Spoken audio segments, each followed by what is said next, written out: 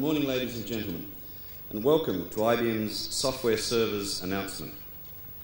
As you may have guessed from the invitation, our theme today is about taking giant leaps. Certainly since the early 70s, technology has taken giant leaps. In 1969, to pick a year at random, computing... that's a hint, isn't it? Computing was centralised on large mainframes with centralised data and applications, all serving hundreds of unintelligent terminals. In the 80s, the microprocessor made the personal computer a reality, which introduced the era of shrink-wrapped software and local area networks. And in the 90s, client-server, the internet and group computing were born. These leaps in technology did not make it easy for companies to adjust. Customers faced the challenge of connecting PCs to PCs, PCs to mid-range computers, PCs to mainframe computers, and all over multiple networking protocols. And this, coupled with the challenge of managing all of IT across many diverse platforms, is more than many companies can actually handle today. In addition, customers tell us that they want an easier way to work together and to share information, which of course is the lifeblood of any organisation. To support this, they want products that work together. They work together better so that they don't spend time integrating dozens of disparate systems. And finally, making solutions work with existing infrastructure can be critical, and our customers tell us that they want to integrate legacy systems with client-server network systems and be able to combine products together from multiple vendors. So today's announcement of IBM's software servers addresses these needs. With the introduction of IBM software servers, we are now able to offer a family of integrated application servers on which you can rapidly implement client-server applications and extend your capability to meet future business needs. IBM software servers provide unequal depth and breadth of application servers based on proven IBM and Lotus technology, and are available on AIX, OS2 and Windows NT platforms. These servers provide support for existing investments in IBM and non-IBM systems. They provide a growth path for future needs, adding new servers where required and extending enterprises with new technologies such as network-centric and collaborative computing. The servers include 1. the IBM Communications Server, 2. the Database Server, 3. the Internet Connection Server, 4. Lotus Notes Server, 5. the Transaction Server, 6. the System View Server, and lucky 7. Directory and Security Server. IBM 7 software servers are easy to buy, they're easy to install and easy to operate, and they make it simpler to manage solutions which increase both productivity and profitability. But more about the servers later. Back to that random year, 1969. In 1969, many of you probably don't remember back then, but back in 1969, a client was a customer. And a server was what John Newcomb did when Tony Roach wasn't. And a network was nothing more complicated than a large television station. But in 1969, we also took a giant leap, and we're about to take some more.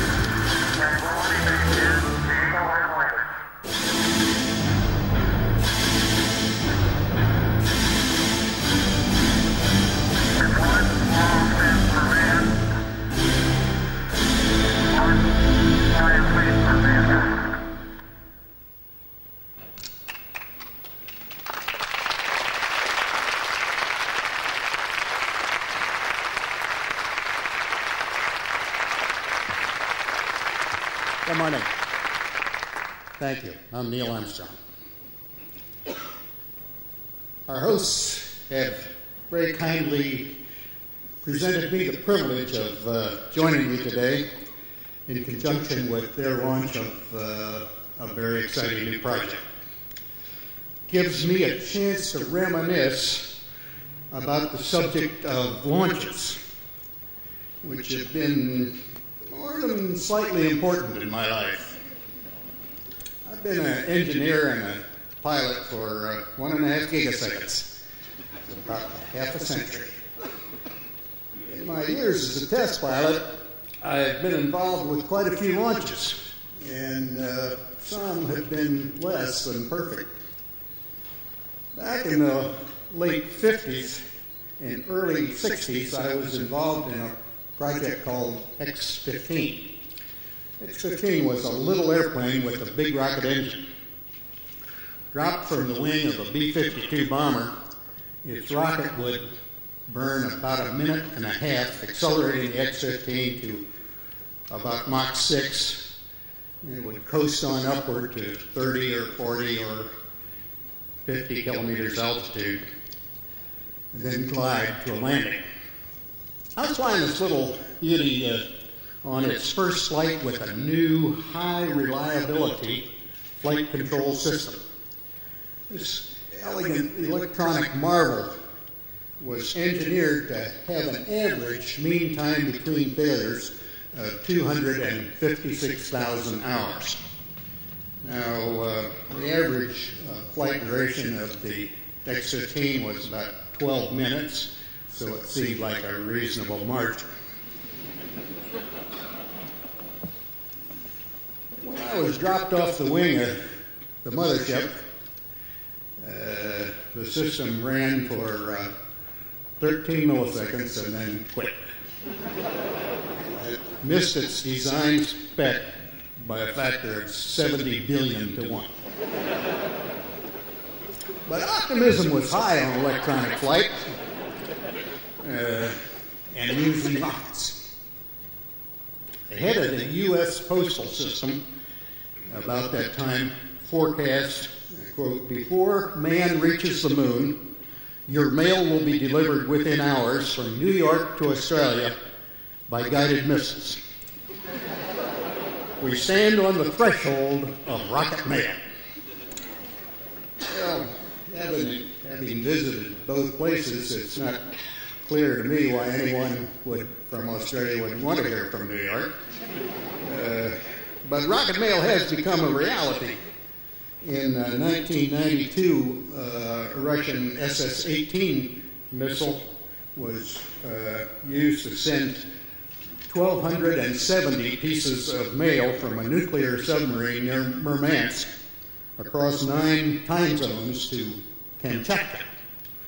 And you might say, well, Armstrong, that may be, but rocket mail really isn't very practical, and there's a certain logic to that, and everyone should be guided by logic, like the chap that learned that statistics prove that 82% of all fatal automobile accidents occur within 20 kilometers of the driver's home. So we moved. I said kilometers. Americans are advanced in many ways, but they're one of the most backward countries in adapting to the System International or metric system. So I said kilometers recently, and a language expert apparently corrected me, said kilograms, kilocycles, kilohertz, kilowatts, and kilometers.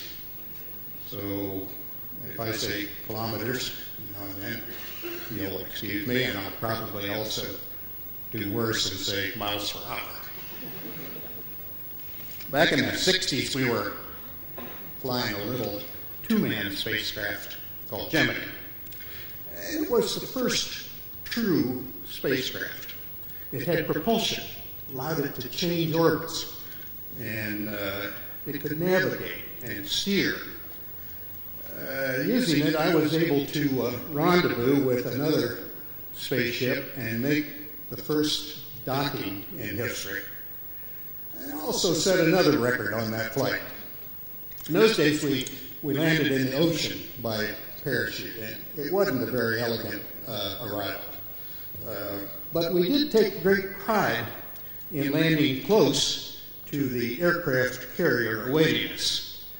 And my aircraft carrier was in the Caribbean, and I landed by Okinawa. That was the furthest anyone's ever missed, and I don't think the record will ever be broken. Gemini was the first spacecraft to carry a computer into space. It was built by IBM.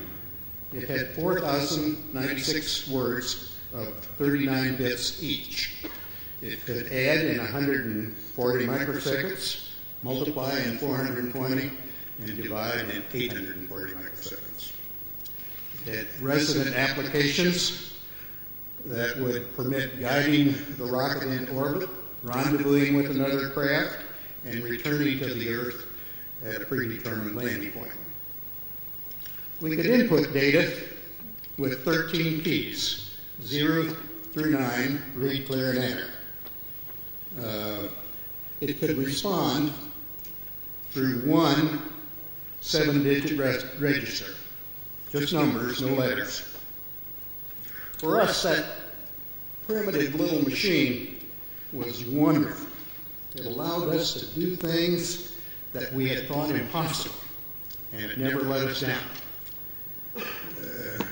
Gary Kasparov may not need a computer, but we needed every bit of help we could get.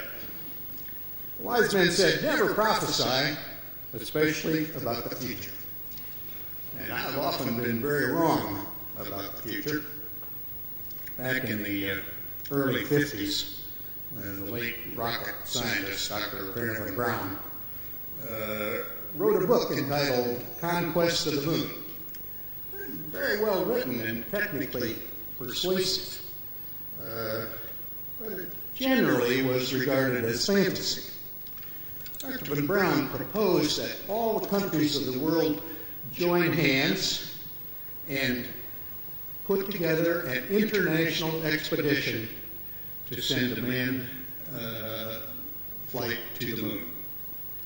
And he predicted with all the countries committed to the success of the project, such a goal could indeed be reached by the year 2000.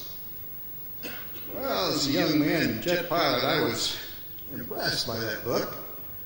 Actually, I didn't own the book, but I read the condensed version in Collier's magazine.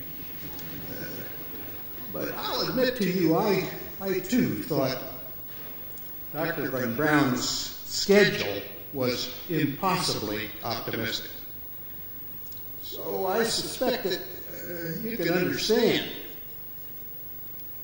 my amazement when 31 years before that year 2000, I found myself sitting on top of a mega rocket with every intention of going to the moon. I was actually beginning to believe it myself.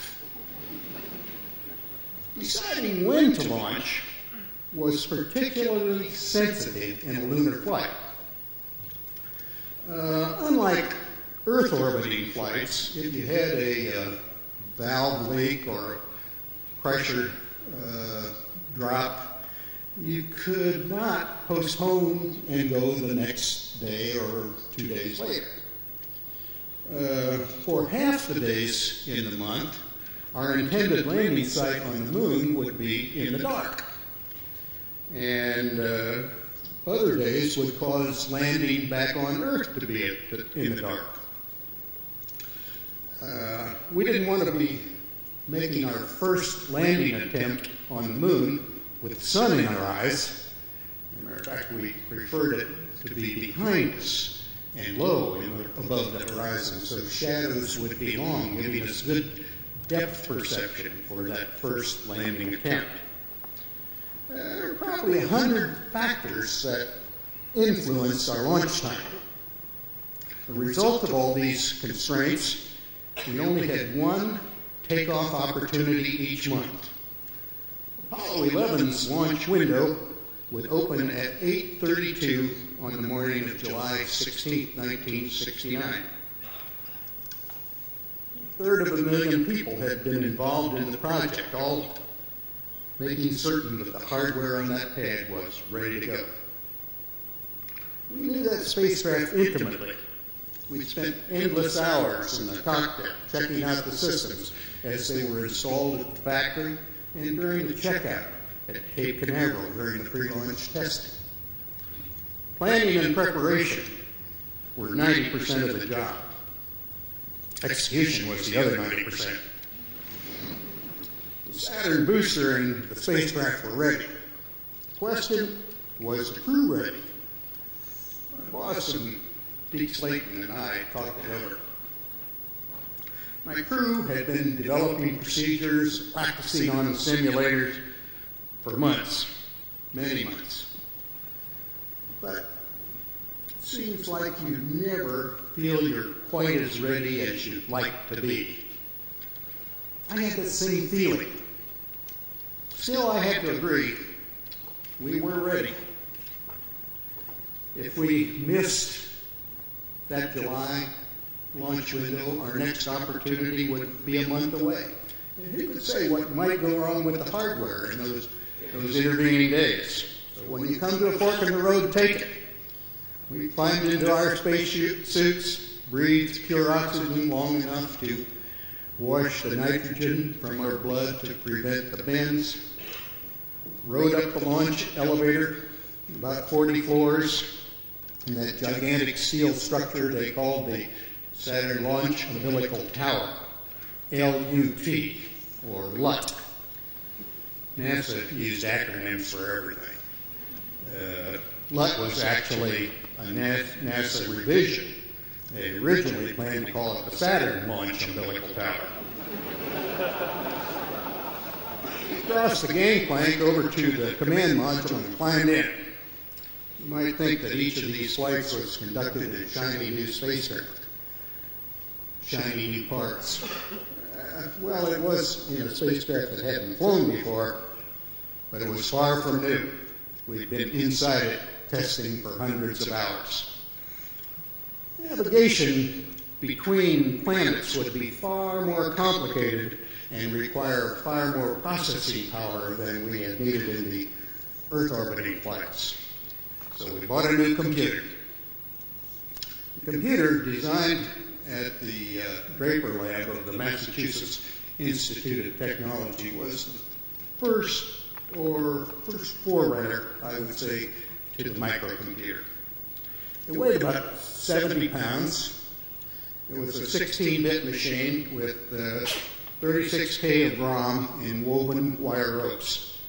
It had 2K of erasable. It had a cycle time of 12 microseconds.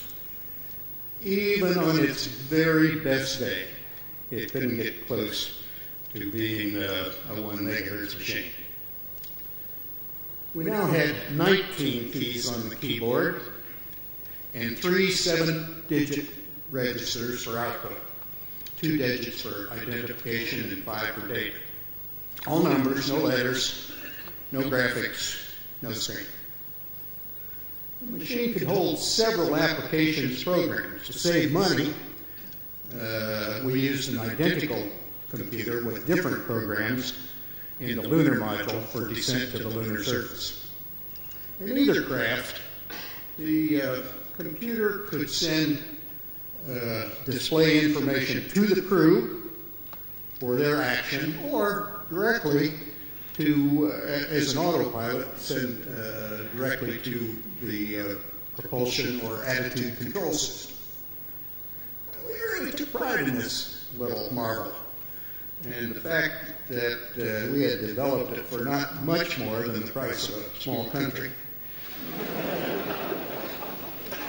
And someone predicted that we here today could purchase more power than that for much less than the cost of a used Ford and carry it in a briefcase. It makes you wonder how long it will be before everything we have today is considered primitive.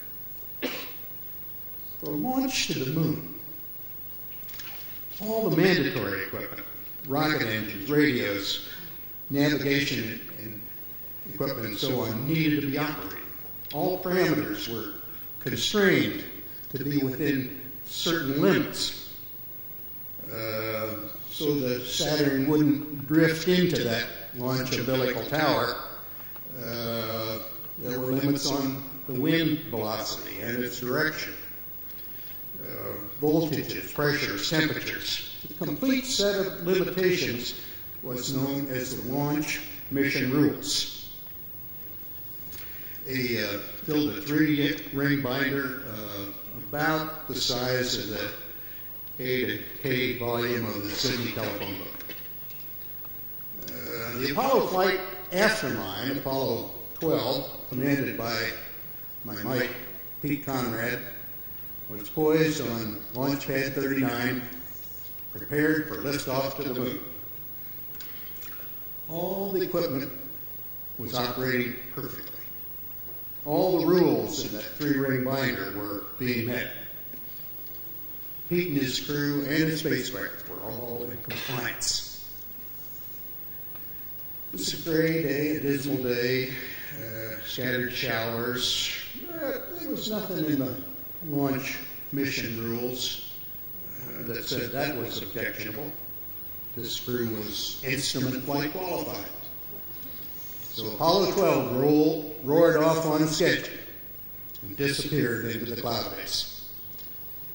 I'm not certain whether anyone to this day knows exactly what happened. Probably the rocket exhaust was ionized and acted like a 3-kilometer tall lightning rod. But without a doubt, it was a world-class electrical discharge. Apollo 12 crew may have been the first persons in history to see lightning bolt from the inside. All the lights in the cockpit went out. All the indicators and instruments stopped indicating and instrumenting. Pete radioed down. We've had everything in the world drop out. And normally in imperturbable mission control replied, we've had a couple of cardiac arrests down here too. Fortunately, the Saturn booster was controlled by an IBM computer autopilot and was unaffected by the lightning and maneuvered them steadily and successfully into orbit. Pete and his crew were able to reset circuit breakers and get the systems revived, and several days later land successfully on the surface of the moon. But by that time, there had already been some new weather limitations inserted in that launch mission rules book. Jules Verne, you'll remember, wrote a book about a century ago titled De la Terre from the Earth to the Moon. It was remarkable in it so closely paralleled the Apollo strategy. Verne's craft, the Columbiad, launched from Florida, traversed cislunar space, landed on the moon, and returned to land in the Pacific near Hawaii, just like Apollo's Columbia a century later. There were a few differences.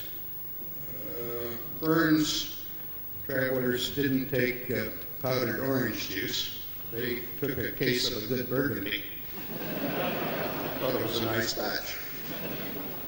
And the liquid rocket hadn't been invented, so their craft was fired from Florida using a gigantic gun barrel. That probably wasn't as good an idea as the wine. H.G. Wells wrote First Men on the Moon some years later, and And he had a better idea. His protagonist built his spacecraft out of cavorite, which was an anti-gravity material. Cavorite hadn't been invented at that time, and matter of fact, still hasn't. But if you evaluate our success from getting away from Earth, you'd have to admit that the only success we've had has been using the rocket. Now, the development of the rocket by itself would have permitted us to shoot objects, even people, into space, more or less to random destinations, so long as we didn't particularly care about getting them back. But by some strange quirk of fate, the computer just happened to come along at the same stage as the rocket.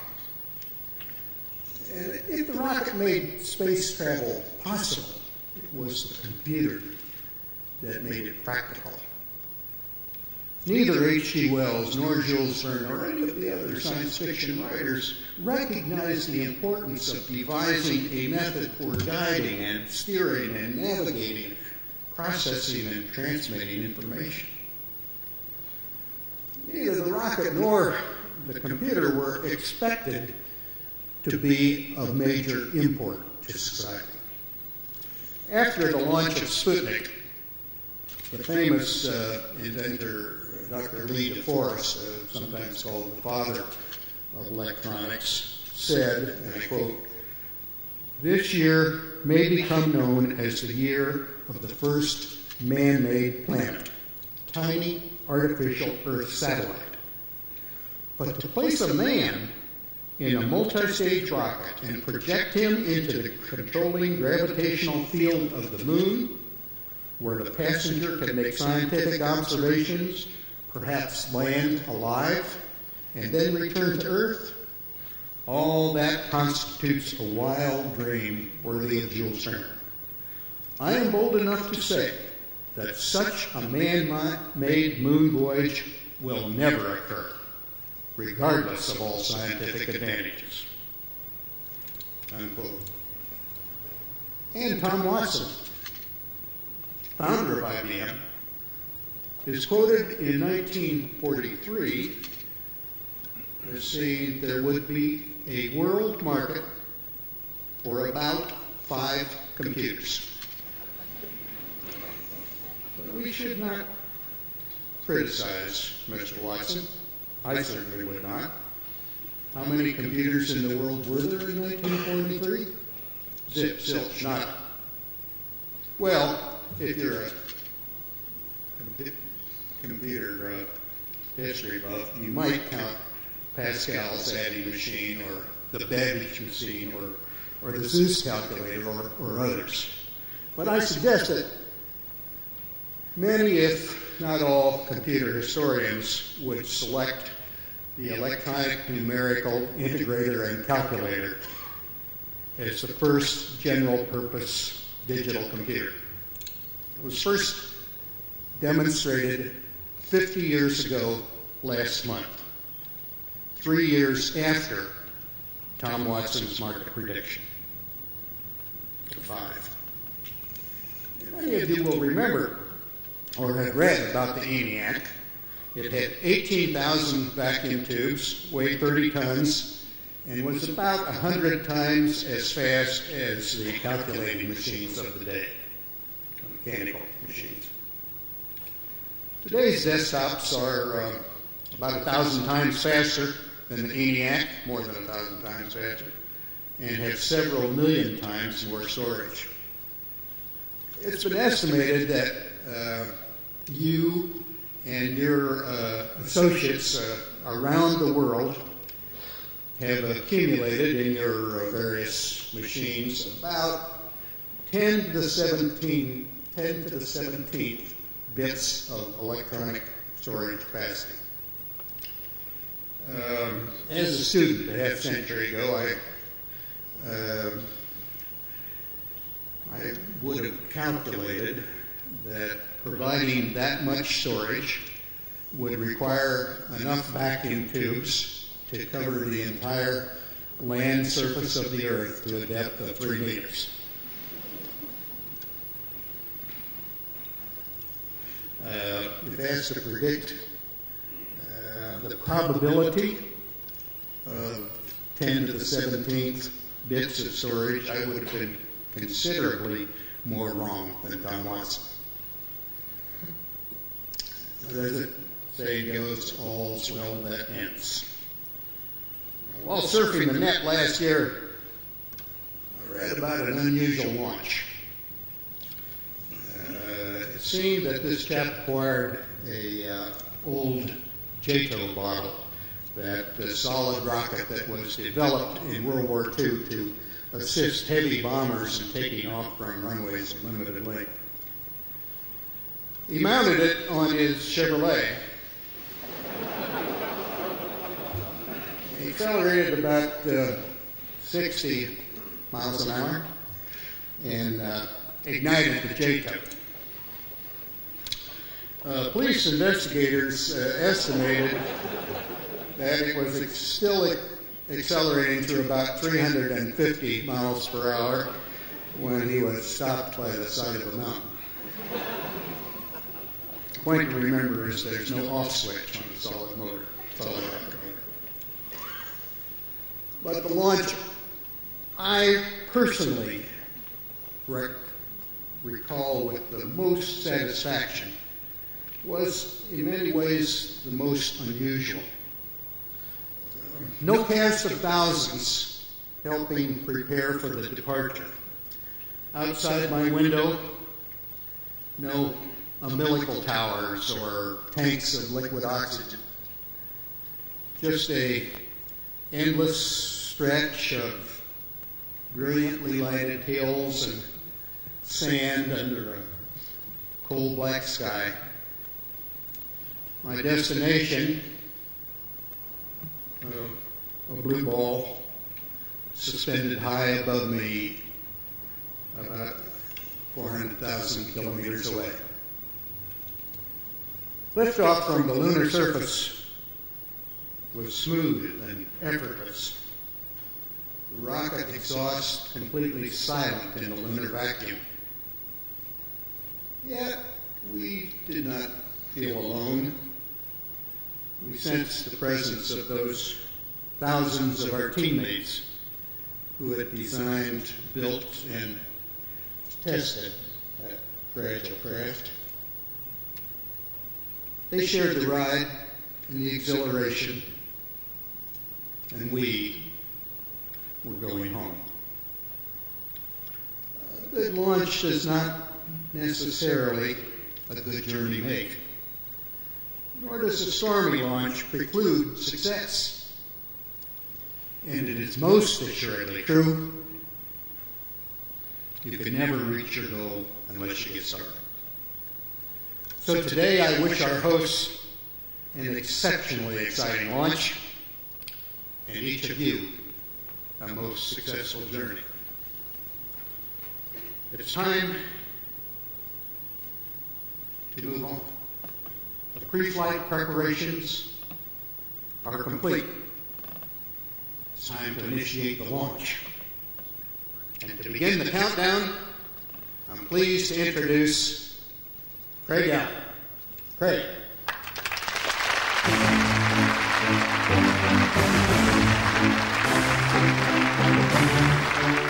Thanks, Neil. Thanks for joining us. Ladies and gentlemen, please put your hands together for Neil Armstrong.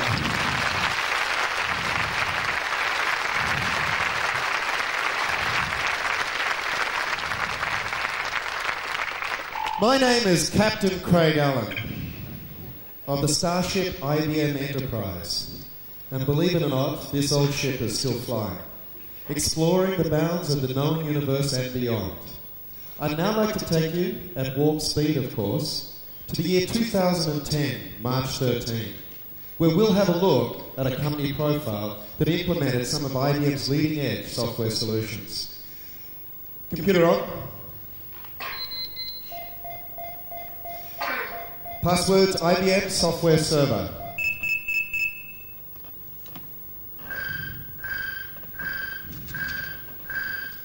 I would like to take you back to the late 1990s and review a company profile. a company who decided to implement IBM's extensive range of software servers. Computer, please search on ASAN. ASAN, Australian Space and Aeronautical Network. ASAN was actually set up by a parent company in the US, to place the first Australian on the moon by the year 2000.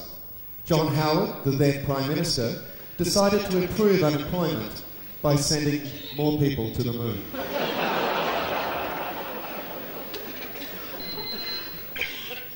ASAN was a subcontractor for engineering and manufacturing, leading to this, and I must say, successful event. It has now been 10 years since the first Australian landed on the moon.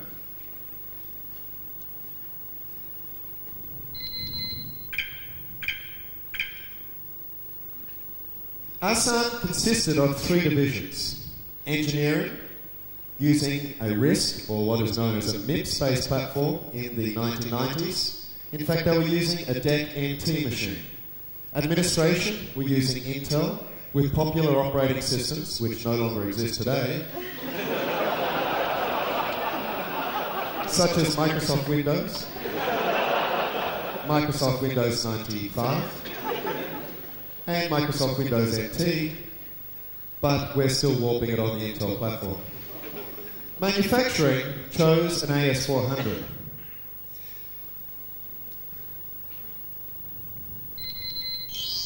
ASAN played an integral part in this venture, but one of the first problems they came across was communications. Communications with their parent company overseas, communications with their own internal divisions, and also communications with their suppliers. They needed to get out there and communicate. The solution they found was called the IBM Communication Server. IBM Communication Server is available today on the OS2 and AIX-based platforms. This is what the company looked like. The ES9000 placed overseas, a DEC NT machine in the engineering area, and the AS400. So users could choose the system of choice. The workstations were consisted of Intel and RISC-based machines. The communication server was running on a machine in this environment as well. The communication server offers mission-critical gateway services and multi-protocol support for SNA, Systems Network Architecture, TCP/IP, or what is better known as the Internet today, and also IPX and SPX network.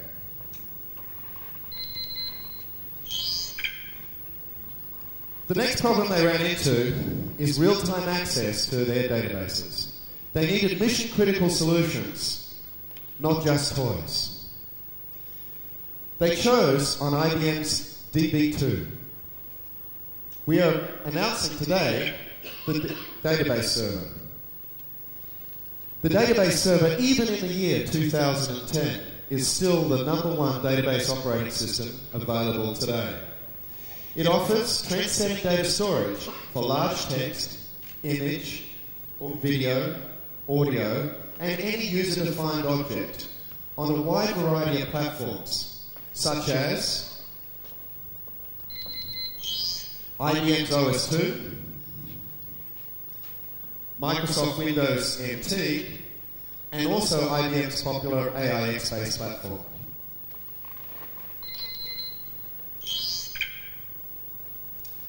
The next thing they came across was collaborating as a team. The engineers would talk to the administration people would talk to manufacturing, and manufacturing thought all the engineers were crazy. ASAN decided to evaluate the products in the late 1990s. And the only solution that was available in the market at that point in time was a product called Lotus Notes. Lotus Notes is still with us today in the year 2010. Lotus Notes was and still is the only groupware product available today that combines 3 productive technologies: a powerful document database, integrated client-server messaging, and a rich applications development environment for delivering applications onto multiple platforms.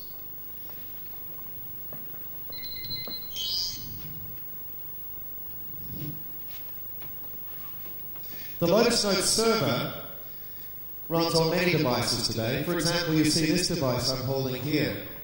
In the year 2010, this device is 2,440 times more powerful than the mainframes in 1996. And yet, it is only the cost of a small penny. The next problem. The engineers were spending more time fixing their network than they were actually using their network. ASAN, after extensive research and technical evaluation, decided on IBM's System View server, which runs on platforms such as the ES9000 right down to OS2 and AIX. ASAN found that with such a heterogeneous environment, the network quickly got out of control. System View Server, which gave them tools to handle such administration jobs, such as remote and unattended software installation and distribution, backup and recovery, inventory management, and remote console access. The System View Server gave them the ability to manage platforms on a disparate number of systems across multiple protocol platforms as well.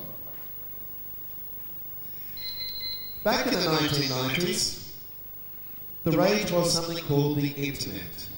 It is now the Galactic Net. And the engineers decided that they needed to get on to the Internet and make a presence.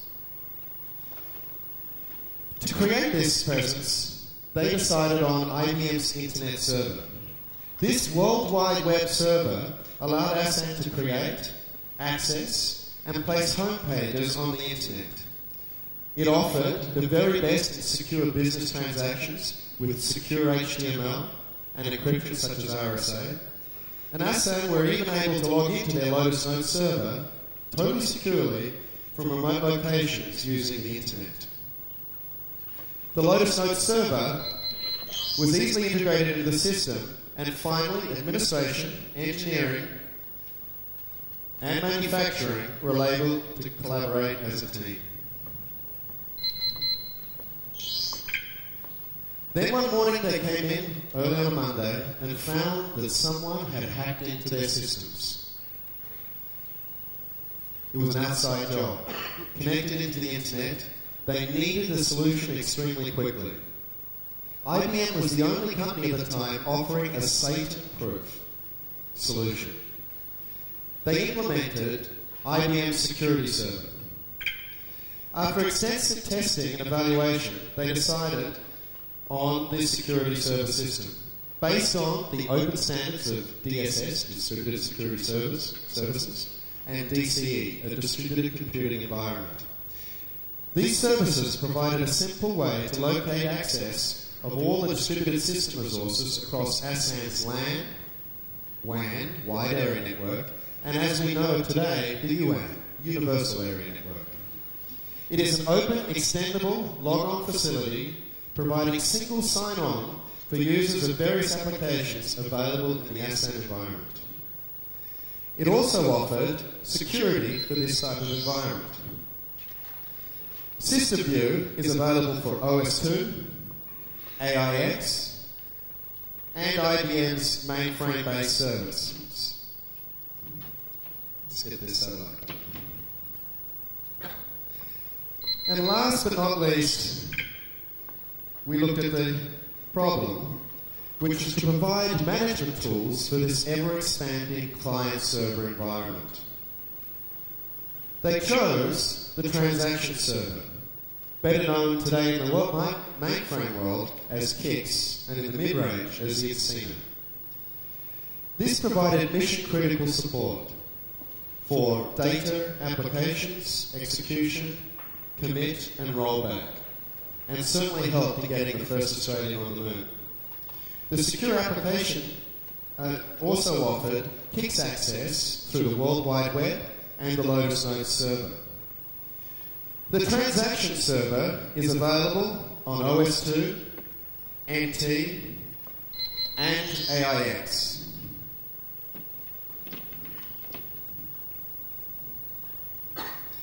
So what we see here is after ASAN completed their complete set of client-server offerings and built their own satellite dish, by putting all of these tools together, they got true network-centric computing. The benefits that they came up against were ease of use, especially considering their extremely heterogeneous environment, from NT, OS2, mid-range and mainframe systems. We even started looking at Nobel NetWare servers, Solaris, HP, and other types of open systems available on the market today. They integrated a wide range of their client-server applications and made them manageable. Not just implement one application for one service and then forget about it. It gave them a single install procedure across multiple platforms, OS2, NT, and AIX. And they bought a single solution in 7 easy-to-install products. You decide on the client-server application, and we have it in one box. You then get to choose which options you want to install for a mission-critical solution with minimal ease. So, to summarise, back in 1996, IBM announced the most mission-critical and complete set of client-server application tools called the IBM Software Service, offering the widest choice of operating system platforms for the server and also the widest choice of client support from Windows, Windows 95, OS2 and NT. So please don't miss this launch. Computer off, log off, and I'd like to now reintroduce you to Mr. Doug Elix, who's the proud father of the first Australian on the moon and the Managing Director of IBM Australia here today. Thank you very much.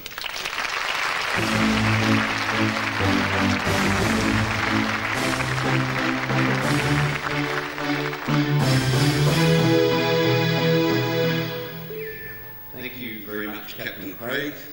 Do you ever wonder what it's like to have to manage a person like that in your own company? What did you think of that handheld device? Isn't that absolutely amazing? What you don't realise is it's the same 7-digit numeric register output device that Neil Armstrong used. But Craig has this ability to be able to instantly convert from binary numbers into alphabetics. What an amazing talent. Would you like him?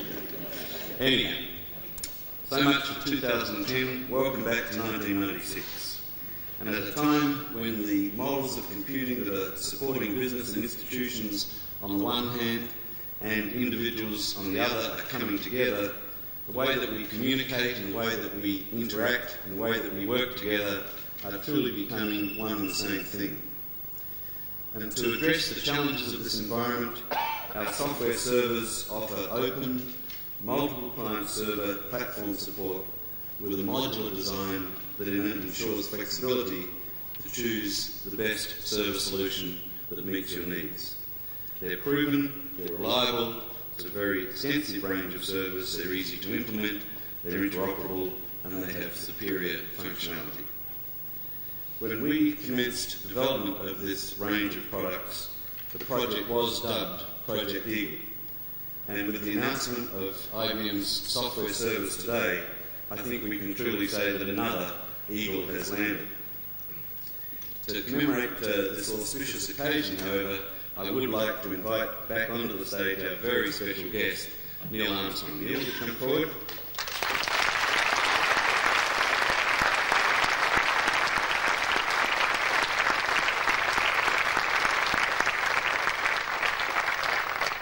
Neil, we thank you very much for joining us today. It's a pleasure to have you at our software server announcement, and I know you don't do many of these engagements, so we're very honoured to have had you here today. And we couldn't let you go without a special memento of the occasion, and something that might also remind you and be symbolic of our country's ability to take giant leaps also. So we have for you an Australian kangaroo.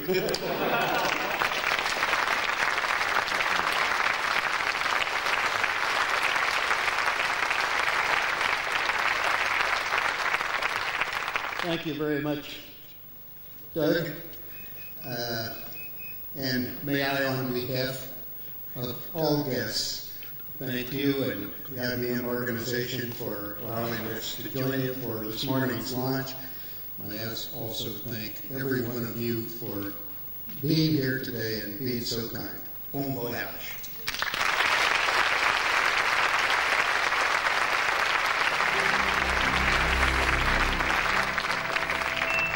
You're cleared for takeoff. 7, 6, 5, point stage, mission on exit.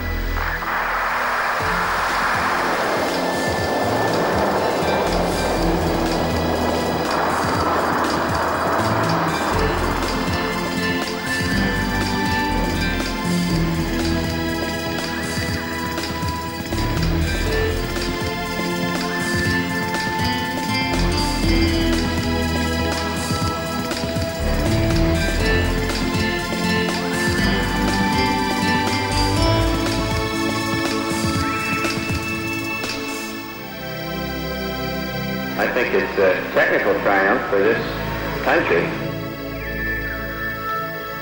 I just see it as a beginning of a new age.